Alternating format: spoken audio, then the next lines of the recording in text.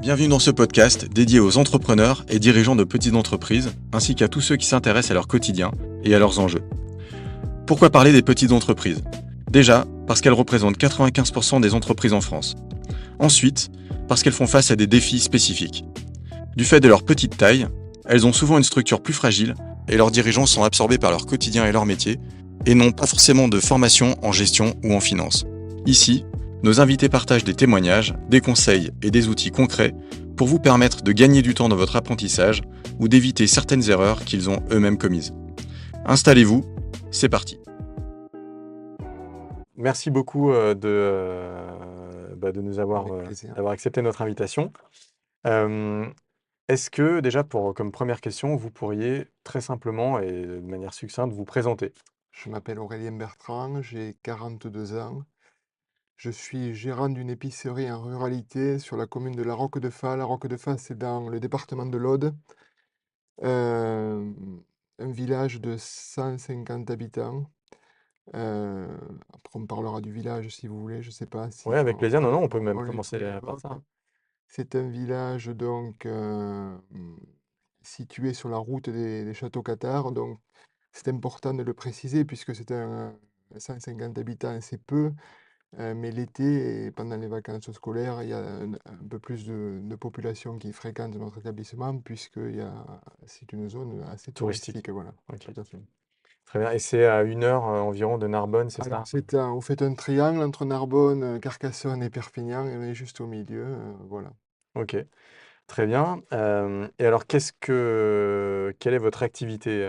Du coup, vous avez une épicerie, en Une fait? épicerie, donc vous vous en doutez, c'est une épicerie en ruralité, donc il faut avoir tout un tas de produits, des produits de première nécessité, des produits frais, du pain, des fruits, des légumes, toute l'épicerie classique. Euh, Également un rayon à la coupe important, fromage, viande, principalement des produits locaux. Et également, ce qu'on a développé depuis que j'ai repris l'épicerie en 2016, c'est un rayon d'épicerie fine, justement pour agrandir le cercle et pour pas se limiter à la population Des présente restaurants, sur peut-être. place, Ouais. locale, et pour essayer d'attirer du monde. Et maintenant, même, on arrive à attirer du monde qui vient des plus grandes villes, puisqu'on a une offre qui n'est pas forcément présente en ville, avec des marques assez renommées. Et donc, ça permet d'attirer cet afflux supplémentaire. Et ça le permet d'autant plus que ça leur permet de découvrir aussi la région, puisque même si on est à 1 heure de route de Narbonne, souvent les Narbonnais ou les Carcassonnais ne s'aventurent pas dans l'arrière-pays, ou Ok.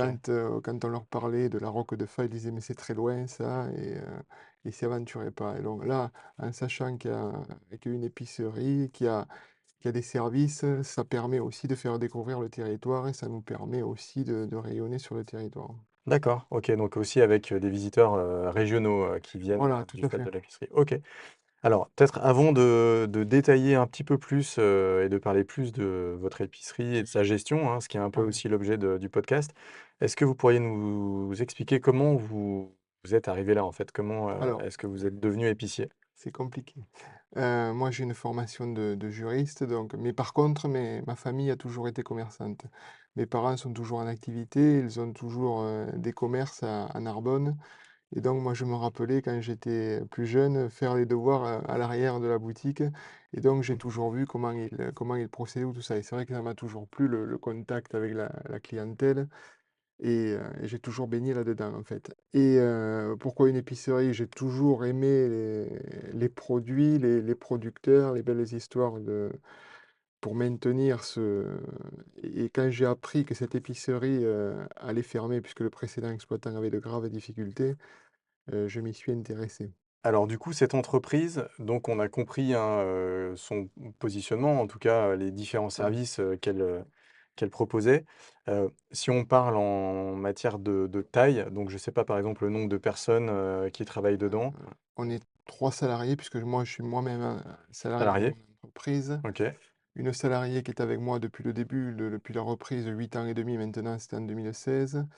et une jeune salariée en contrat de professionnalisation qu'on va confirmer en CDI dès le mois prochain, puisqu'elle a fini sa formation. Elle a 19 ans et elle est très prometteuse dans le métier. Voilà. OK. On va maintenant aborder une partie qui est un peu plus économique, hein, Oui, encore une fois, l'idée, c'est d'être simple, mais d'aborder des choses qui sont plutôt des choses de gestion, oui, tout heu à fait. Ouais. voilà, pour aider encore une fois, hein, ceux qui nous écoutent et qui, voilà, auraient, besoin de conseils ou simplement pour leur faire gagner du temps, éviter Ouais. des erreurs comme j'ai évoqué tout à l'heure. Donc si je résume, hein, ce que j'ai compris de la nature de l'activité de cette épicerie, il y a une partie en fait qui vise à servir la clientèle locale, Oui, à donc répondre à des avec besoins. Ouais. voilà exactement, avec, du frais, un stand à découpe assez important et cetera. Et puis il y a une partie qui est plus orientée, heu touristes ou, flux, enfin pas forcément des locaux, mais régionaux par exemple, avec là plutôt une partie épicerie fine avec des produits plus haut de gamme, pour mettre en avant des producteurs locaux ou même j'imagine des producteurs, d'autres. Voilà, et d'autant plus j'ai un espace où on peut déguster les produits sur place. Ah OK. Et donc, comme notre amplitude horaire est assez importante, on est d'une offre complémentaire à la restauration. Lorsque les restaurants sont fermés, les gens peuvent s'arrêter et consommer sur place les produits qu'ils achètent à l'épicerie en toute convivialité. Voilà. D'accord, OK. Et ils vous voient comme des concurrents, les Ah, pas restaurants? du tout, parce qu'à la fin du service, ils nous les envoient tous et nous, on peut plus servir, on va fermer, mais allez à l'épicerie, là-bas, ils vous trouveront à manger et vous allez passer un bon moment. Voilà. OK, donc c'est vraiment de la collaboration, C'est de la collaboration, d'autant plus que moi, au niveau du je ne prends pas de frais supplémentaires, enfin, je ne facture rien en plus, quoi. Ils achètent simplement ce qui leur plaît à ils l'épicerie, peuvent le manger sur ils le place. consomment sur place, je leur fournis simplement la vaisselle, et tous les éléments pour passer un bon moment, voilà. OK. Et est-ce que vous fournissez aussi des restaurants? C'est surtout du dépannage parce que les restaurants, soit ils travaillent avec des producteurs locaux qui sont les mêmes que les miens, donc Ils ont un accès direct? ils ont un accès direct, et ensuite, lorsqu'il leur manque, quelques fruits, quelques salades ou quelques matières sèches, ils viennent se dépanner, mais je les fournis pas, non. Justement, on va maintenant un peu s'interroger sur, bah, la gestion et ma première question, c'est qu'est-ce qui est difficile dans la gestion de cette entreprise? Alors moi, dans mon cas, c'est que je suis situé donc, loin des centres de réapprovisionnement pour l'épicerie du quotidien. OK, L'épicerie du quotidien, comme le nombre d'épiceries en France a énormément baissé, les grossistes qui nous réapprovisionnaient ont fermé. Donc il n'en reste plus beaucoup de grossistes généralistes. Vous en avez 2 dans notre région, c'est Métro et Promocash. d'accord, Et Métro et Promocash sont situés soit à Narbonne, soit à Carcassonne, soit à Perpignan. Et donc tous les jours, pour aller me réapprovisionner en produits du quotidien, je suis obligé donc de parcourir 100 kilomètres aller-retour pour le faire. D'autant plus qu'on l'on fait également dépôt de pain.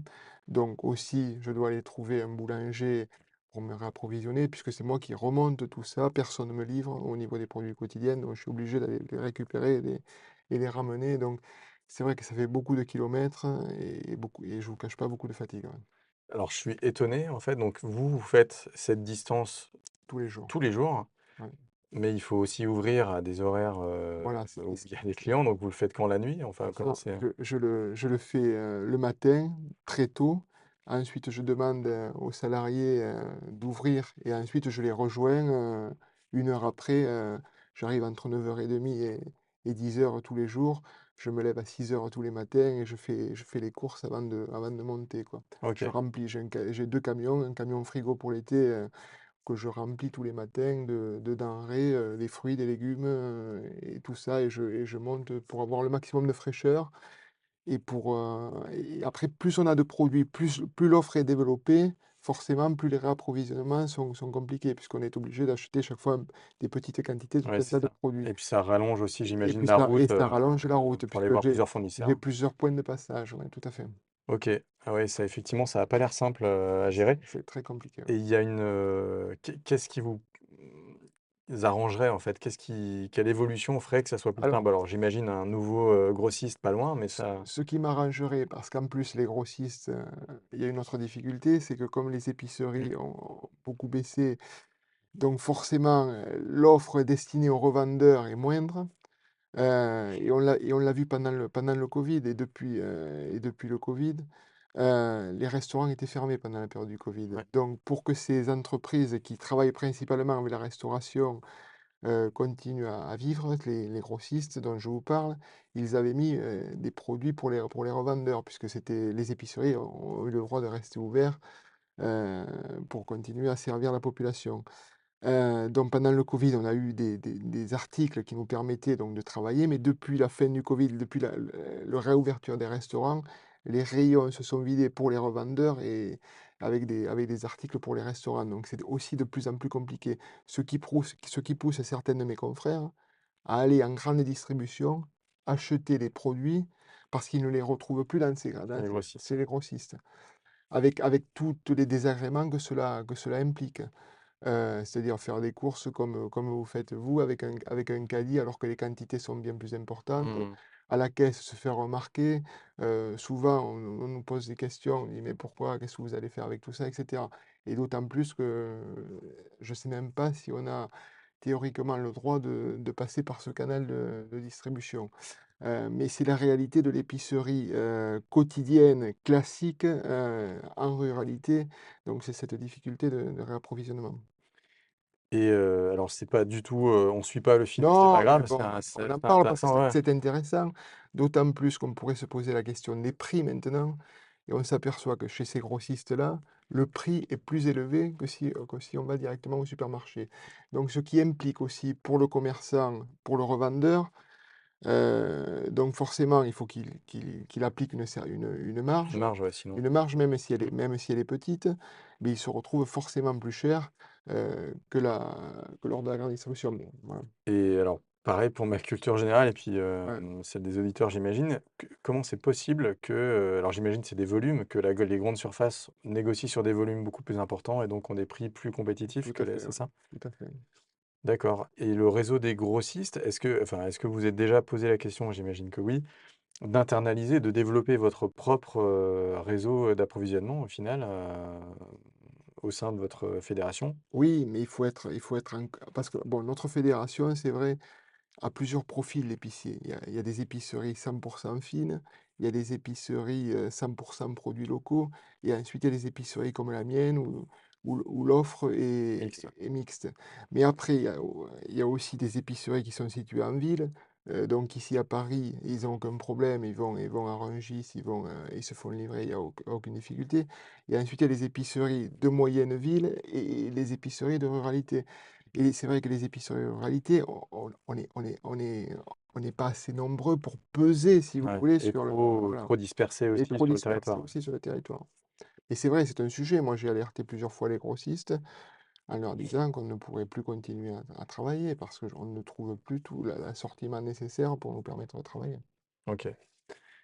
Hem, alors du coup, ça rejoint, un des thèmes sur lequel je voulais vous interroger, c'est comment, si je connais pas, le milieu de l'épicerie, ce qui est pas loin d'être le cas, comment est-ce que je peux comprendre le modèle économique? C'est-à-dire, ce qu'il faut gérer, à minima pour survivre dans une épicerie.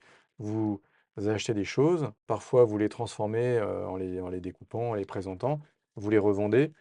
C'est quoi, en gros, ce que je dois comprendre pour ne pas me planter, en gros? Hem, Alors, déjà, ça dépend de là où vous êtes situé. Déjà, il faut faire cette première étude-là, connaître ses clients. Mais ses clients, on ne les connaît que quand on les a vus. Oui, quand on les a pratiqués. Moi, je vais vous raconter une anecdote. Les 6 premiers mois, d'installation, alors je ne sais pas si c'est particulier à ma région, mais c'est vrai qu'il a fallu que je me fasse adopter. Et souvent, c'était difficile parce que j'étais perçu comme, même si je suis audois, même si je suis de la région, j'étais perçu comme l'étranger. Heu et je pense que c'est cela où ça se retrouve beaucoup en ruralité, c'est-à-dire, dans un premier temps, se faire accepter. Et ensuite beaucoup écouter les besoins des clients. Heu, mais en règle générale, il ressort que ce sont les produits frais sur lesquels, on marche le mieux. Pourquoi? Parce que ça rejoint la discussion de tout à l'heure. Sur les produits frais, on arrive à être compétitif avec la grande surface et même on est moins cher. Pourquoi? Parce qu'on part à égalité avec le producteur. On a une relation directe, il n'y a aucun intermédiaire. On achète pratiquement au même prix. Et même si on achète un peu plus cher puisqu'on a des volumes moins importants, comme nos marges sur ces produits-là sont plus faibles qu'en grande distribution, on se retrouve au final avec un prix beaucoup plus compétitif. Et ensuite, le client ne va pas faire 50 kilomètres pour acheter un produit frais avec tous les risques que cela comporte au niveau du transport et du maintien de la chaîne Acheter du froid. froid, de la chaîne du froid. Donc pour les produits extra frais, fruits, légumes, viande, charcuterie, fromage, glace et tout ça, Vous avez un avantage. ils viendront, Mm. quoi qu'il arrive, chez le commerçant de proximité. Voilà. Ok. Et est-ce que c'est des produits sur lesquels, moi je raisonne toujours en modèle économique. Donc ce que j'ai compris, c'est que si je traduis ça en chiffres, quand on s'installe dans un endroit où on n'est pas connu, voilà, on n'est pas exactement chez nous, dans votre cas, pas loin, Ouais, mais pas chez vous, euh, il faut prévoir de la trésorerie pour les premiers temps où en fait vous n'allez pas tout de suite rencontrer le succès, mais ça va démarrer progressivement. Donc j'imagine que là, il faut prévoir quand même de la trésorerie pour tenir pendant cette période, ouais, bien découvrir le besoin de ses clients. Et ce que je comprends, c'est que dans ces cas-là, donc dans la ruralité notamment, ouais, c'est à travers les produits frais que vous allez pouvoir démarrer, amorcer votre tout activité. à fait. Ok, du fait que bah, voilà, vous êtes moins en concurrence au Voilà. final. En tout cas, vous avez un avantage par Tout à rapport. fait, dès qu'ils seront rentrés pour les produits frais, ils pourront se permettre d'acheter un produit qu'ils retrouveraient ailleurs moins cher, mais comme ils sont sur place, ils vont pas aller faire 50 kilomètres pour acheter un produit, pour économiser très peu sur un produit. Donc ça va, cet achat additionnel, si vous voulez, ils vont le faire sans problème. Ok. Et alors, comment ça se gère? Donc moi, je raisonne en revenus. Donc les revenus, c'est des gens qui viennent consommer. Alors ça se prévoit pas. Voilà, vous n'avez pas un abonnement avec des gens qui s'engagent à payer tant chaque mois. Mais j'imagine que c'est quand même assez stable pour la partie locale. Euh, Oui, donc voilà, vous vendez en fait des produits à une population, c'est là que vous pouvez à peu près prévoir. ouais, Vous gérez du coup votre prix d'achat. ouais. Et l'idée, c'est quoi? Vous visez une marge type sur... Non. Non. Alors, je sais que les comptables aiment me dire que j'ai une adhérente, j'en discutais encore hier avec elle, elle me disait: «Moi, mon comptable, il m'a dit sur les» parce qu'on a 2 TVA, on a 2 taux de TVA différents dans Ouais, une épicerie. On a tout ce qui est alimentaire à 5,5, tout ce qui est alcool et à 20. droguerie, voilà, à 20. Et donc il lui a dit très simplement: «Sur les produits à 5,5, il te faut faire au minimum un 7 et sur les produits à 20, entre 9 et 2». Et quand vous dites un 7, c'est des coefficients. C'est multiplier le C'est prix un par coefficient, donc 1,7. on prend le prix hors taxe, on le Mhm. multiplie par un 7, on arrive au prix de vente TTC pour le consommateur final. Moi, je fais pas ça, moi. Bien entendu, je respecte, entre guillemets, «ces critères», mais je fais des différences entre les produits. Heu et là, c'est vrai que c'est la psychologie qui va rentrer en ligne de compte, c'est au feeling. Un certain produit, je vais estimer que le taux le coefficient pourra être plus important parce qu'il sera accepté par le consommateur Mhm. et un autre, je vais le minimiser, soit pour le pousser à la vente, notamment pour les produits locaux, parce que je veux privilégier plutôt les produits locaux que les produits, qui ne le sont pas. Donc je vais peut-être minimiser la marge sur les produits locaux pour les faire vendre, pour les faire Le découvrir, volume, ouais. plutôt que des produits, voilà. Donc j'essaye de jouer comme ça, Mhm. ça me permet aussi d'inciter les gens à consommer plutôt un tel produit, souvent meilleur qu'un autre, pour leur faire découvrir aussi, pour qu'ensuite ils puissent avoir l'habitude de le consommer, de l'acheter à nouveau. C'est un acte militant aussi, Ouais. voilà. Oui, puis militant, c'est aussi de la stratégie. C'est-à-dire que vous vous dites, bon, bah, j'ai envie que tel producteur local qui m'arrange bien parce qu'il est à côté et que ça m'évite de faire des kilomètres aussi, survive. Donc, je vais essayer de pousser ses produits. Et c'est Oui, logique, hein, oui ça aussi me paraît. aussi, mais c'est vrai que je préfère promouvoir le local, ouais. Ah, bah là-dessus, enfin, déjà, je vous suis complètement. Et oui, c'est vrai que le prix, c'est ce qu'on oublie toujours en tant que consommateur, mais le prix, c'est un signal qu'on donne au consommateur et c'est vrai qu'on peut un peu l'orienter en fait en mettant tel produit en promo, tel autre un peu plus cher, etc. Ok. Et après au niveau du prix, il y a des types de produits aussi où les fédérations professionnelles donnent des indications aux producteurs. Je pense, nous, à notre région, une région viticole, là, la règle qui est pour les vignerons, c'est de proposer un prix de revendeur où le revendeur puisse faire un coefficient à 2. OK. Voilà, mais ça, c'est une règle de l'interprofession qui donne cette indication. Les producteurs la suivent ou ne la suivent pas, mais comme elle est implicitement fixée, tout le monde la suit. Et donc, ça permet d'avoir un taux de marge assez suffisant pour le revendeur. Oui. OK. Il y a une question que je me suis souvent posée sur, ces fameux coefficients parce que, Ouais, de en fait, dans le monde, alors comptable, un peu d'analyse économique et voilà, nous, on raisonne après. C'est-à-dire qu'on va regarder les comptes après, ouais, donc on voit pas du tout le détail de, comment ça s'est construit ouais. et on dit: «Bah, voilà, la marge, c'était tant par rapport au chiffre d'affaires». Vous, bah, vous êtes obligé de raisonner avant, en amont. C'est-à-dire que vous vous dites, «Si j'achète, tel produit, comment est-ce que, je pourrais le revendre? Combien est-ce que je pourrais le revendre? Il faut que ça me permette de vivre quoi, donc Ouais, de ouais. de payer mes charges». Comment est-ce que justement vous savez qu'un coefficient de 2 ou de 1,7 ou de 1,8 et cetera, ça va passer? Est-ce que vous tenez une sorte de projection? Est-ce que vous avez je sais pas, une sorte de seuil qu'il vous faut faire chaque jour en marge pour, payer vos charges? Comment est-ce que vous fonctionnez en fait? Qu'est-ce que vous suivez comme, Non, moi, je suis que la trésorerie, c'est-à-dire que l'argent disponible sur mon en compte en banque? banque. D'accord, Je ne suis que ça, mais c'est pas pour autant que si je vois que ça baisse, je vais augmenter les marges. d'accord, Je vais faire peut-être autre chose, des économies ailleurs ou quelque chose, mais je vais pas toucher les marges en fonction de cela. d'accord. Mais c'est vrai que Mais c'est c'est ça que vous pour suivez? pour moi, c'est l'indicateur, je le regarde tous les matins. Et l'autre indicateur aussi, comme je paye mes factures comptant, il est très juste cet indicateur. C'est-à-dire que tout ce que j'ai en magasin, c'est déjà payé. Donc j'ai pas besoin de regarder, les factures que j'aurai éventuellement à payer dans quelques jours ou dans quelques mois, voilà. OK, OK, compris. Dernière question sur ces coefficients, mais encore une fois, je pense qu'il y en a beaucoup qui ne comprennent pas exactement comment ça marche. On dit souvent, faut faire 4 en restauration. En restauration, c'est les ventes d'alcool de boissons en fait, qui font la marge, c'est pas Ouais, les ventes de produits et ouais, cetera. tout à fait. On est d'accord, si, par exemple, dans votre cas, de l'épicerie fine, vous avez des produits qui vont être plus chers, du coup, par nature, parce qu'ils ne s'adressent pas forcément aux gens qui ont besoin, de première nécessité pour manger, Ouais, mais plutôt aux gens qui sont là, qui veulent se faire plaisir, qui veulent un produit, plus qualitatif, plus ouais, sympa. Là, si vous appliquez une marge sur un produit qui est plus cher, il va être, du coup, d'autant plus, profitable pour vous, en fait. tout à fait. On est d'accord?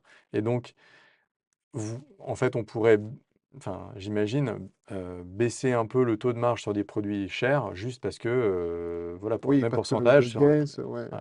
OK, Alors là, il y a une autre indication qui rentre en ligne de compte, c'est que le fournisseur, le producteur nous indique un prix de vente conseillé, qui est souvent indiqué sur internet aussi, sur leur oui, site marchand.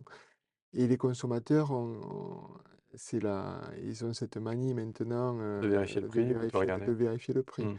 Et il faut coïncider ou il faut se rapprocher au maximum de ce prix, sinon, les clients nous le font remarquer, ça ne passe pas. Oui et même potentiellement, le fournisseur va arrêter de vous Voilà, et le fournir si, fournisseur va vous arrêter de vous fournir, d'accord, tout je à fait. comprends. OK, très intéressant. OK, oui, bah, lui, il veut pas détruire son image non plus. Voilà, Il faut pas qu'il y en ait un qui, joue pas le voilà, jeu en vendant, effectivement. OK, très intéressant. Hem, donc, on va maintenant passer sur, les indicateurs que vous suivez. Donc, moi, ce que je comprends, c'est que celui que vous suivez principalement comme indicateur un peu financier ou économique, hein, c'est la trésorerie. Voilà, OK et donc là, donc vous regardez quoi sur votre compte en banque, la trésorerie voilà. directement? Tous les matins maintenant, c'est très facile avec l'application bancaire. Je regarde la trésorerie et j'essaye de suivre la gestion au plus juste. C'est-à-dire, je vous l'ai dit, les factures, je les paye dans la mesure du possible comptant. Je dépose, ça aussi c'est très important, les espèces, toutes les caisses à ma banque, 1 fois par semaine, mais c'est très régulier. Il faut être très, très méticuleux dans ce cadre-là pour avoir la précision la plus juste. Et c'est vrai que je remarque que tout le monde ne le fait pas, et c'est pour ça que ça crée des différences entre la perception réelle des choses et ce qui se passe en réalité, quoi. OK. Alors, en effet, c'est très clair. Oui, j'imagine que si vous tardez un peu pour, remettre, tout le produit, des ventes Voilà, sur place, vous allez avoir une vision faussée, de votre chiffre d'affaires et en plus la trésor va être, Voilà, dégradée aussi. même si maintenant on a remarqué aussi qu'avec le développement du paiement sans contact, il y a beaucoup plus de paiements par carte bancaire. Ouais, donc Donc immédiat, enfin immédiatement pris en c'est moins vrai qu'avant, mais il faut quand même respecter cette discipline de déposer régulièrement. OK. Et ben, moi, je le fais toutes les semaines, le fruit de la caisse, quoi, voilà. OK et alors est-ce qu'il y a d'autres indicateurs que vous suivez ou c'est vraiment le seul? Est-ce que par exemple, vous regardez un petit peu quand on vous remet, vos comptes, votre marge? Est-ce que, je Alors, sais pas, il y a d'autres choses que vous regardez? je regarde au niveau des statistiques, je regarde d'une année sur l'autre, Ouais, même si ça correspond pas forcément, mais on arrive à avoir des grandes tendances, notamment parce que moi, c'est vrai que là, comme je suis dans une zone touristique, souvent les flux et les différences sont importantes entre une semaine et l'autre, surtout quand on arrive proche des vacances. Donc ça, le calendrier des vacances, je l'étudie en début d'année pour voir au niveau des commandes comment je vais pouvoir œuvrer pour avoir le produit quand il y aura du flux de la clientèle plus important que lorsqu'il y en aura moins. Donc cette gestion des stocks, je la fais là parce qu'en épicerie aussi, et quand on fait beaucoup de produits frais, il faut éviter au maximum la perte. ouais, Et c'est vrai que cette difficulté-là, il faut regarder ce qui s'est fait les années d'avant. les années précédentes. Et moi, alors, pour la comptabilité, vous allez rire parce que ça se fait plus maintenant. Je fais la comptabilité intégralement à la main sur un cahier 16 colonnes. Ouais, D'un côté les dépenses et de l'autre les recettes. Et j'ai la vision globale du mois, puisqu'il y a une page par mois, instantanément. Donc je sais quel jour je travaillerai le mieux, etc. Et je m'aperçois qu'il y a une régularité qui s'opère. Le mardi je sais qu'une journée assez forte. Pourquoi aussi? Parce que j'amène des produits réguliers, ça crée des rendez-vous, etc. Je sais que le mercredi et le jeudi sont faibles et qu'en fin de semaine, on repart à la hausse. Donc, il faut gérer ses commandes de produits frais, de pain, etc. en fonction de ces éléments-là. Voilà.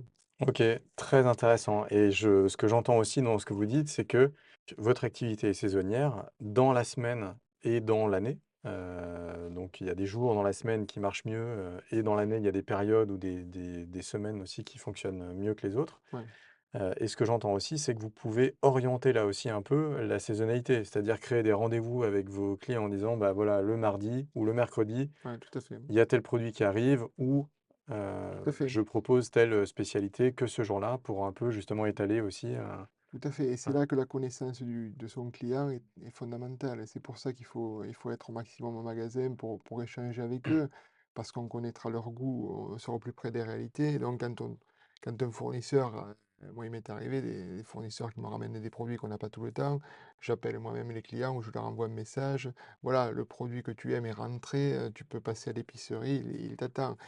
Ça crée une fidélisation avec le client. Il est ravi parce qu'il sait qu'on pense à lui. Et ça permet d'écouler rapidement, la marchandise et de couler au plus près des besoins, voilà. OK.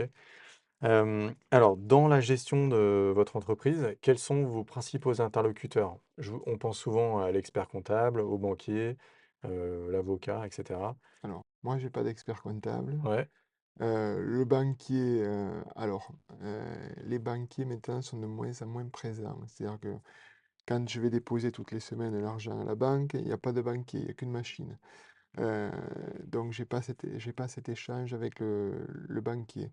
Le banquier, en fait, on l'appelle que soit quand on a une difficulté, soit quand on a besoin de lui pour obtenir après. un financement. Mmh. Mais c'est vrai qu'au niveau des banques, c'est plus ce que c'était avant. Il n'y a pas ce suivi de l'évolution. Moi, je me rappelle, mes parents me racontaient que le banquier passait régulièrement au magasin, même au tout début, il passait récupérer les recettes de la semaine et c'était le banquier lui-même qui le faisait.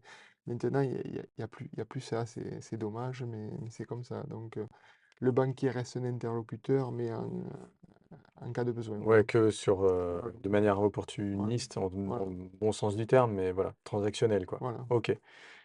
Donc vous gérez tout seul? Vous avez pas de alors peut-être, votre fédération du coup, est-ce que Voilà, voilà, c'est ce que j'allais vous dire. La fédération aide beaucoup donc pour se tenir informé donc de l'évolution des législations parce que ça aussi ça bouge ça bouge beaucoup, et surtout aussi, le gros avantage d'une fédération, c'est qu'on peut échanger entre confrères. Ouais. Quand on a un problème avec un fournisseur, quand on en cherche un autre, pour dénicher un meilleur tarif là, pour dénicher un meilleur produit, pour voir ce qui fonctionne chez un client, chez un adhérent et pas chez un autre. C'est vrai on échange beaucoup, ouais. Ouais, des échanges de bonnes pratiques, Des échanges de bonnes mmh. pratiques qui sont très, très utiles, même si parfois on ne peut pas dupliquer exactement ce qui fonctionne à l'autre bout de la France, mais souvent ça fonctionne très bien, ouais. Ouais et puis peut-être que vous pouvez aussi soumettre votre problème à quelqu'un d'autre qui Voilà, vous apporte un point de vue, tout son à fait, expérience. tout OK. à fait. Donc déjà, il y a un thème un peu spécifique que j'aimerais développer à la fin, mais Ouais, je reviendrai à la fin. Hem, Là, l'idée, ça serait de parler de vos difficultés. Est-ce que vous avez déjà alors c'est on n'est pas un podcast négatif, hein, on parle de oui, difficultés, qu'est-ce qui est dur, qu'est-ce qui est difficile. L'idée, c'est juste de parler de ça pour éviter aux gens de ouais, faire ouais, des non, erreurs. mais Donc, c'est pas du tout qu'on est ouais, ouais. négatif, hein. Est-ce que vous êtes déjà retrouvé en difficulté financière? Est-ce qu'il y a un moment où, voilà, vous vous êtes retrouvé un peu face à un mur? Heu, Non, j'ai pas été en difficulté financière. Pourquoi? Pour 2 raisons. Comme je vous disais, j'avais une activité salariée auparavant, donc ça m'a permis au lancement de mon activité entrepreneuriale de bénéficier donc du chômage, des prestations, de mon ancien métier pour lancer cette activité. C'est-à-dire que pendant les 2 premières années, c'est-à-dire la durée d'indemnisation du chômage, je n'ai perçu même aucun revenu mmh, de l'entreprise. J'ai tout laissé dans l'entreprise. Donc ce qui m'a permis de constituer une trésorerie, de sécurité pour faire face à d'éventuelles difficultés si elles venaient à se présenter. ouais. Alors là-dessus, juste, je me permets de vous interrompre. J'ai fait la même chose que vous, pour créer mon entreprise et c'est vrai que c'est une chance inestimable qu'on a en France de pouvoir faire ça et qui favorise quand même très largement l'entrepreneuriat, je trouve. Ah non, mais tout à fait, Ouais, tout à fait. Ou alors il faut avoir, un pécule, qui voilà, vienne d'ailleurs, mais c'est souvent pas le cas. Donc, ouais. c'est vrai que ça, c'est fondamental. OK et Mais même si, moi j'y mettrais quand même, bémol parce que quand on se lance, dans une nouvelle activité, il faut y croire dès le départ et pas se reposer sur cet éventuel pécule pour lancer une activité parce que souvent c'est très casse-gueule. Donc il faut oui, bien je suis d'accord. Dans ceux qui réussissent, beaucoup ont bénéficié de ça, ouais, mais il y en a effectivement qui voilà, abandonnent un peu vite. voilà. OK et donc pardon, je vous ai coupé, il y avait une deuxième raison pour laquelle vous n'aviez pas été en difficulté. Donc vous avez pu mettre de l'argent de côté au départ parce que vous n'aviez pas besoin de vous rémunérer du fait que vous aviez été salarié. Et l'autre raison, c'est quoi? C'est qu'on essaye d'être Mmh, au plus juste au niveau des charges, essayer de et là aussi il faut en parler. C'est que lorsqu'on, installe une société, lorsqu'on l'immatricule, moi dans la première semaine, j'ai reçu au moins une trentaine de courriers d'arnaques, «Inscrivez-vous sur tel registre, inscrivez-vous sur tel registre». J'ai cumulé tout ça, je crois qu'on est arrivé à 3 000 € de frais. Certaines personnes qui ne font pas attention, peuvent s'engouffrer là-dedans et c'est vrai que souvent c'est des si on dépense cet argent à mauvais escient comme ça, il nous manque forcément à la fin puisqu'au départ on est très juste. Donc c'est important donc c'est pour ça aussi qu'il faut se faire aider au départ si on n'est pas du métier par une fédération professionnelle ou par des CCI et cetera, mais vraiment, pour pas tomber dans le panneau, quoi. Donc maîtriser au maximum les charges, quoi. OK et ne pas, ouais, ne pas se faire arnaquer, en fait. Voilà, Mais c'est vrai, hein, qu'il y a tout un tas de services qui sont proposés, soi-disant officiels et en voilà fait qui sont et pas c'est pas le cas, nécessaires du hein. tout et puis effectivement, dans le pire des cas, vous payez, vous avez pas de service, Voilà, tout à fait. donc OK. Alors si la difficulté que l'on a que j'ai dans les épiceries, et j'en ai parlé à mes confrères qui sont dans les mêmes cas que moi et surtout dans des départements comme le mien qui sont très, très pauvres, le 15 du mois, il y a des clients qui arrivent, et qui veulent faire marquer, parce qu'ils ne peuvent plus payer. Ouais. Hem et c'est souvent des clients qui ne viennent pas au début du mois parce que quand ils ont l'argent, ils vont au moins cher, c'est-à-dire en grande surface. Et quand ils arrivent le 15 du mois, c'est très embêtant parce que nous, ça peut nous mettre potentiellement en difficulté Mais on est obligé de le faire parce que moi, je ne peux pas refuser à quelqu'un qui a faim de lui pas lui donner à manger. Mais c'est vrai que ça peut nous mettre en difficulté. Donc là, j'essaye tant bien que mal de limiter ça, mais c'est pas facile et c'est quelque chose qui potentiellement pourrait me mettre en difficulté, ouais. OK, je comprends. Alors justement, ça fait le lien avec, le thème dont je voulais parler un peu spécifiquement, sur votre, activité. C'est l'aspect, lien social, en fait. Heu, je pense que enfin moi donc, je l'évoquais avant le podcast, mais moi, la famille du côté de mon père, vient de pas très loin, au final. Ouais, Et je me rappelle, j'avais un oncle qui était épicier ambulant. Lui, en fait, il avait une camionnette ouais, ouais, et puis il faisait un peu le tour des villages, parce qu'il y a plein de personnes âgées qui pouvaient ouais, pas se tout à fait, déplacer. ouais. Je me rappelle, c'était la réunion du village, quoi. Il klaxonnait en arrivant, il faisait un tour et puis après tout le monde se regroupait. C'était Ouais, un ouais, moment d'échange, il connaissait tout le monde, et voilà, j'imagine et en fait, je le sais parce que j'avais lu un de vos articles, que, bah, dans votre activité, il y a aussi ce lien social. Voilà, est-ce que vous pouvez nous en dire un petit peu plus? Est-ce que, je sais pas, par exemple, bah, voilà, vous venez de l'évoquer juste précédemment, en fait, il y a des gens qui viennent vers vous parce qu'ils sont en grande difficulté ouais. et qui peuvent pas, se nourrir. Heu, voilà, comment ça se matérialise ce lien social? Est-ce que vous faites un peu concierge des fois? Est-ce qu'on vous demande, Alors, de ça se matérialise de plusieurs façons. D'abord, la première, c'est d'écouter les gens, d'écouter leurs difficultés.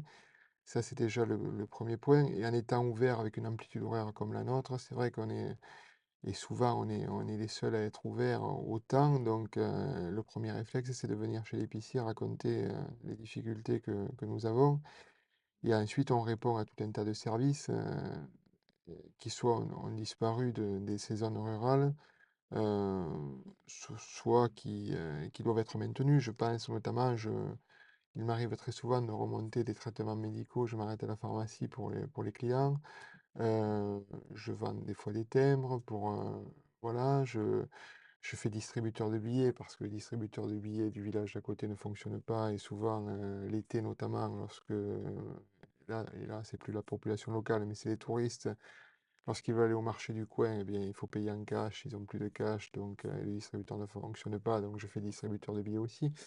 Donc, on a toute une panoplie de services. Ça, on l'a pas formalisé, on fait relais colis aussi, même si tous les organismes, toutes les boîtes qui font relais colis ne veulent pas me le donner parce qu'ils me disent il n'y a pas assez de, il y a pas assez de flux, il y a pas sécurité, assez de ou flux, de il y a flux? pas assez de flux, il y a pas assez de sécurité. Enfin, il y a Mmh. pas, mais on le fait quand même parce que même les livreurs de colis me disent je trouve pas la personne, ou elle habite trop loin, ou elle est pas là, etc. Est-ce que je peux te le laisser? Bien entendu, ils le laissent, donc avec tous les risques que cela comporte, puisque je ne suis pas assuré pour ça. Ouais. Mais Ouais, ce que j'allais vous dire, le distributeur voilà, de billets, il y a un risque important. voilà, mais on fait ça et on est obligé de le faire. Parce qu'on est dans ces zones-là, on est en mission. On est en mission pour maintenir la vie dans ces zones-là et on est en mission aussi parce qu'on a une population qui a besoin de services et elle ne retrouve pas forcément les services sur place. Cette mission qu'on a retrouvée pendant le Covid aussi, lorsque tout a fermé, on s'est senti obligé de faire des livraisons à droite à gauche. C'est là où on a fait le plus de livraisons, etc. C'était notre mission à ce moment-là. Voilà. OK. Hem, alors super intéressant. Souvent, et moi c'est un peu mon défaut, moi je vois qu'il y a des choses, hein, qui, pourraient mieux fonctionner, voilà, on évoque, bah, le fait que, vos, grossistes sont de plus en plus loin, qu'on voit que l'écosystème, avec la disparition aussi des habitants, dans certaines zones rurales, se raréfie. Et donc moi, quand je vois un problème, j'ai toujours envie de trouver des solutions. Ouais, peut-être qu'il y en a pas, mais Si, voilà. des solutions, moi, Voilà, bah, voilà, enfin, des solutions, des pistes des pistes, ouais. pour, peut-être, S'adapter à la nouvelle réalité, en fait, c'est plus ça. s'adapter ou peut-être, créer des conditions du renouveau. C'est quoi les conditions du renouveau pour ces zones? Malheureusement, la courbe démographique est telle qu'on va perdre de la population, c'est inévitable. Donc la population d'origine de ces zones ne sera plus la même, donc il faut en attirer une nouvelle. Comment on en attire une nouvelle? C'est souvent avec le télétravail, on peut en attirer. Ouais, ce Mais, que je voulais vous dire, ouais. mais avec le télétravail, il y a une condition, c'est qu'il faut que les réseaux Internet soient suffisants pour la supporter. C'est souvent dans des zones, nous on a eu la fibre il y a 6 mois, avant on n'avait pas la fibre. Donc là, les conditions peuvent être réunies pour le faire. Mais ensuite, il faut qu'il y ait un médecin à côté aussi. Il faut qu'il y ait, bon là, la pharmacie, on arrive à dépanner, mais il faut qu'il y ait des services, il faut qu'il y ait des services à côté en adéquation. Donc moi, je pense qu'il y a le potentiel pour le faire, puisque c'est vrai que dans ces zones-là, le prix de l'immobilier est encore raisonnable. Donc on peut attirer du monde, mais il faut que les infrastructures minimales suivent. C'est-à-dire si on veut instaurer du télétravail, il faut que les réseaux C'est soient la bons, fibre, ouais. heu, mais aussi il faut que quand les gens soient sur place, ils aient d'autres services, C'est un écosystème, voilà, ouais, des d'autres magasins. activités, voilà. Et alors, comment on amorce la pompe? Parce qu'on en parlait tout à l'heure, c'est un peu la poule et l'œuf, quoi. C'est-à-dire que il faut qu'il y ait un premier qui s'installe pour Voilà, potentiellement en attirer un second, etc. Comment on fait en alors, fait pour... nous on a amorcé la pompe à notre niveau, on a essayé de faire connaître, davantage la région, donc c'est pour ça qu'on s'est présenté à tous ces concours nationaux, c'est pour ça qu'aussi on a commercialisé tous ces produits parce qu'en dehors de la simple vente de ces produits, le fait de communiquer dessus nous amène une notoriété certaine pour parler de notre village et pour parler du territoire, pour attirer le maximum de monde. C'est des communications aussi que l'on fait sur les guides touristiques. Je pense notamment au Petit Futé qui nous a bien aidés aussi. Mais il faut que toutes les synergies soient reliées, c'est-à-dire qu'il faut que les pouvoirs publics aussi, nous soutiennent. Et lorsque je vois par exemple que quand on fait des communications au niveau touristique, ça crée des tensions au niveau des offices du tourisme, je trouve que c'est pas normal alors qu'on œuvre tous Dans le même sens, dans le je même veux dire. sens. Ouais. Il faut que chacun mette son ego de son côté, renonce, à des considérations, dérisoires. Je pense notamment à des chartes graphiques ou à tout ça et pour se mettre tous dans le même sens et pour tirer tous dans le même sens et je vois que quand on se regroupe, on est vraiment plus fort. Alors soit au niveau local, quand on se regroupe avec des restaurants, quand on se regroupe, soit on s'envoie les clients entre nous, où on communique bien, ça profite à tout le monde, ça profite aux producteurs, aux hébergeurs et tout ça. Quand on se regroupe entre épiciers, ça fonctionne mieux aussi parce qu'on peut échanger, on peut se donner des bons tuyaux. Mais il faut que les pouvoirs publics communiquent entre eux parce que là, il y a beaucoup de strates. Chacun veut faire dans son couloir les choses, mais il faut qu'ils se regroupent pour les territoires. Alors, c'est vrai il y a des pistes intéressantes, il y a des développements intéressants qui s'opèrent, mais il faut aller plus loin et plus vite. Parce que là, vraiment, on est à la croisée des chemins entre cette population qui va disparaître dans ces zones et le renouveau nécessaire et urgent maintenant avant que tout disparaisse, quoi. Oui, c'est vrai qu'en plus le patrimoine se dégrade quand il n'est pas maintenu. Et Mais tout à là, il fait, y a encore une... tout à fait. Parce que moi, je suis peut-être un peu trop optimiste, mais je vois une opportunité. La campagne française est magnifique. Heu, il y a aussi une opportunité pour des gens qui, bah, voilà, sont plus forcément bien en ville, de créer un environnement différent à des prix abordables. Voilà, moi j'ai toujours cru que le télétravail, c'était une énorme opportunité pour, bah, justement, des communes rurales, pour se vendre en fait, pour essayer de montrer ce que ça peut apporter à quelqu'un. Ouais, je suis entièrement d'accord, hein. Donc voilà, je suis d'accord avec vous qu'il y a des, il y a, comment dire? Il y a des pistes en fait pour améliorer tout ça. Tout à fait. Mais voilà, bon après je suis incapable de d'amorcer la pompe, comme vous l'avez fait dans votre région.